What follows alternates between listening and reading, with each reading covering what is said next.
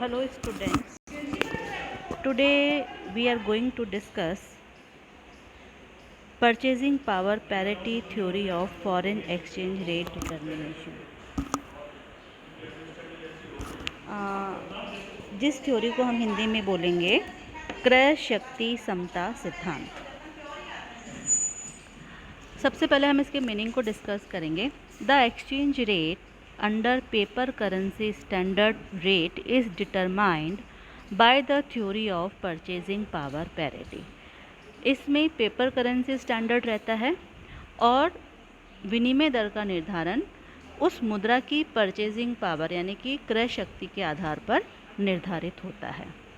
This theory was propounded by the well-known Swedish economist professor Gustav Cassel in 1922।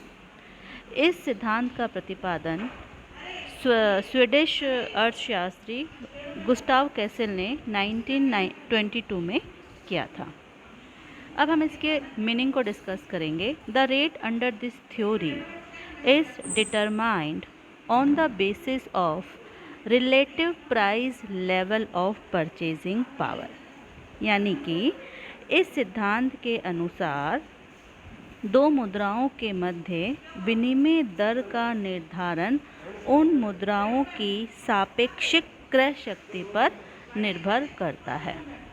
अब एक definition है according to AC Thomas के अनुसार क्या है? The rate of exchange tends to rest at that point which expresses equality between the respective purchasing powers of the two currencies. This point is called the purchasing power parity. विनिमय दर उस बिंदु पर स्थिर होने की प्रवृत्ति रखती है जहां दोनों देशों की मुद्राओं की क्रय शक्ति में समानता होती है और इस बिंदु को ही क्रय शक्ति समता बिंदु के नाम से पुकारा जाता है। अब इसका क्या अर्थ हुआ, इसको हम एक एग्जाम्पल से समझेंगे। Explanation of the theory with the example. Suppose if in India commodity A is purchased in ₹50 and the same commodity is purchased in USA in $1. The exchange rate between Indian rupees and USA dollar will be determined as ₹50 = $1। अब इसमें क्या होता है, हर एक देश की मुद्राओं की जो परचेजिंग पावर है, खरीदने की क्षमता है, वो अलग अलग है। अब मान लो कोई एक ही कमोडिटी है, उसको हमने नाम दे दिया ए, कोई वस्तु है ए, तो अगर भारत में हम उसको खरीद रहे हैं तो हमें उसके 50 रुपये देने पड़ रहे हैं और अमेरिका में वो $1 में मिल रही है। इसका मतलब क्या हो गया कि जो $1 की क्रय शक्ति है, परचेजिंग पावर है, वो 50 रुपये के बराबर हो गई है ना। तो 50 रुपये बराबर क्या हो गया? $1। अमेरिकन वालों को सिर्फ $1 खरीदने पे 50 रुपये की चीज़ मिल रही है और भारत वाले को उसके लिए 50 रुपये खर्च करने पड़ रहे हैं। तो अगर उसको डॉलर में ख़रीदना पड़ेगा तो उसको 50 रुपये देकर $1 लेना पड़ेगा। तो एक्सचेंज रेट क्या हो गई? ₹50 = $1। Because purchasing power of 50 Indian rupees and 1 USA dollar is equal, दोनों समान है, तो यही एक्सचेंज रेट हो गई। अब इस एक्सचेंज रेट में परिवर्तन भी हो सकता है, चेंज इन एक्सचेंज रेट। कैसे? Purchasing power of the currencies of various countries go on changing, बदलती रहती है जो परचेजिंग पावर है। हो सकता है कि आज जो भारत में कमोडिटी ये 50 रुपये में मिल रही है, वो आगे आने वाले टाइम में कम या ज़्यादा में मिल सकती है, और जो US में $1 में मिल रही है उसमें भी परिवर्तन हो सकते हैं, ठीक है ना। Hence change in exchange rate should be made in proportion of money inflation and money deflation which have take place in those countries. इसका मतलब क्या? जिस हिसाब से मंदी या तेज़ी आती है या मुद्रा की क्रय शक्ति में परिवर्तन होता है, उसके अकॉर्डिंग एक्सचेंज रेट यानी कि विनिमय दर में भी परिवर्तन होता है।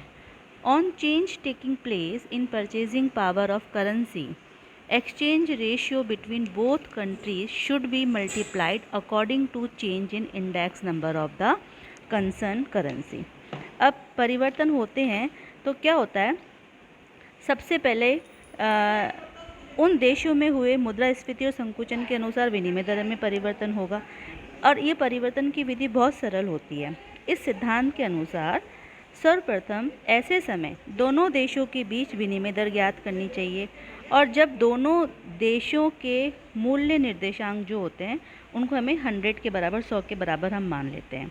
अब परिवर्तन होने पर उनके निर्देशांक में जो मुद्रा प्रसार या कमी के कारण जो परिवर्तन हुआ है, तो उस परिवर्तन होने कमी जब दोनों देशों की मुद्राओं के मूल्य में मुद्रा प्रसार के कारण कमी हो रही है, तो नई सामान्य विनिमय दर निकालने के लिए पुरानी विनिमय दर को दोनों की मुद्रास्फीति के अनुपात से गुणा कर देना चाहिए, मल्टीप्लाई कर देना चाहिए। अब इसे हम एक एग्जाम्पल से समझते हैं। Suppose for the first time exchange rate of India and USA was worked out in 1990। ठीक है, कर रहे थे।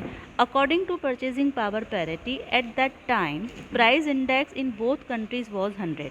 हमने प्राइस इंडेक्स दोनों कंट्री का सेम माना 1990 में 100।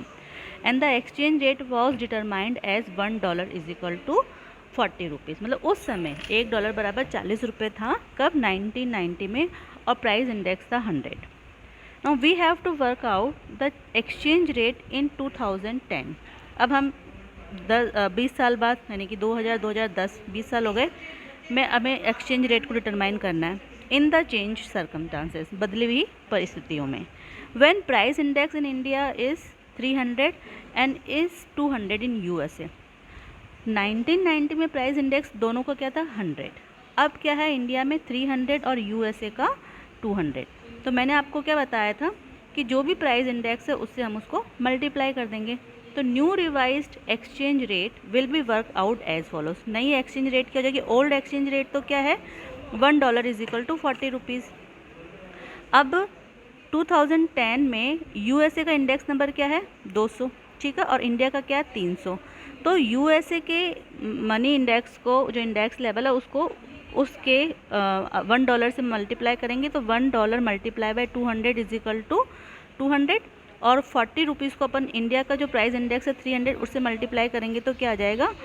40 इंटू 300 इज इक्वल टू 12,000। ठीक है, तो $1 इज इक्वल टू क्या हो, अब इसको 200 इज इक्वल टू 12,000 हो जाएगा।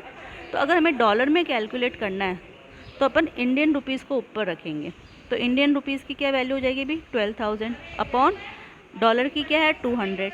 तो इसको कैलकुलेट करेंगे तो क्या आंसर आया? 60 रुपीज़। तो प्राइस इंडेक्स में चेंज होने के कारण जो 1990 में $1 40 रुपीज़ का था, वो अब क्या हो जाएगा? $1 इज इक्वल टू 60 रुपीज़। यानी कि जो पहले 40 रुपये में चीज़ आ रही थी भारत में, वो अब 60 रुपये में आ रही है ना? या हमें जो $1 में हम ले रहे थे, $1 के लिए हमें 40 रुपये खर्च करने पड़ रहे थे, उसके लिए अब हमें 60 रुपये खर्च करने पड़ेंगे।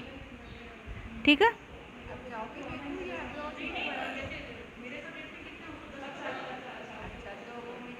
तो ये है परचेजिंग पावर पैरिटी थ्योरी। ठीक है।